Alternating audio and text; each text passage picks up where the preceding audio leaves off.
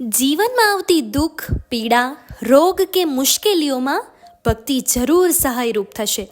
ભગવાન તારી સાથે જ છે, ભગવાન તારી પાસે જ છે. હારીશ નહીં કે થાકીશ નહીં. મનને ચોખ્ખું અને પવિત્ર રાખો, જેથી કર્મ હંમેશા સારું થાય.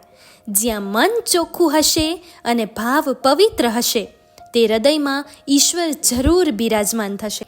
મંદિર કરતાં વધુ ઈશ્વરને માણસના હૃદયમાં રહેવું ગમે છે, કારણ કે ભક્તિ દિલથી થાય અને ભજન તનથી થાય, સ્મરણ મનથી થાય.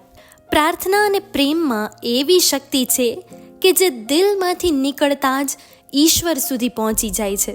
ત્યાં ક્યારે માંગવું નથી પડતું, ઈશ્વર બધું સમજી જ જાય છે. નસીબનું ક્યારેય કોઈ ઝૂંટવી શકતું નથી, અને ઝૂંટવી જાય એ ક્યારેય નસીબમાં હોતું નથી. જ્યારે કોઈ હાથ અને સાથ બંને છોડી દે, ત્યારે કુદરત કોઈ આંગળી પકડનારને મોકલી જ દે છે. કદાચ આનું જ નામ જિંદગી. હે માનવ, તું ભક્તિ છોડ નહીં, તું કર્મ છોડ નહીં, તું વિશ્વાસ નહીં છોડ. તું જે કરે છે એના ઉપર ધ્યાન આપ. ઈશ્વર પાસે જરૂર ન્યાય છે. કર્મ અને ભગવાન પ્રત્યેનો ભરોસો ક્યારેય વ્યર્થ જતો નથી. આજ નહીં તો કાલ ભગવાન જરૂર સાંભળે જ છે.